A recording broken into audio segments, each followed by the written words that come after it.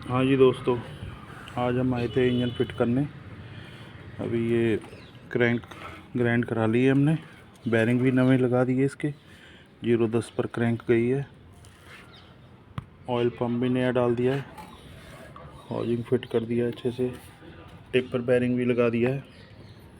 अभी बाद में उसका सारा काम करेंगे, केम फिट करेंगे, पिस्टन उषा की असेंबली लाएँ, NBC के बैरिंग डालें।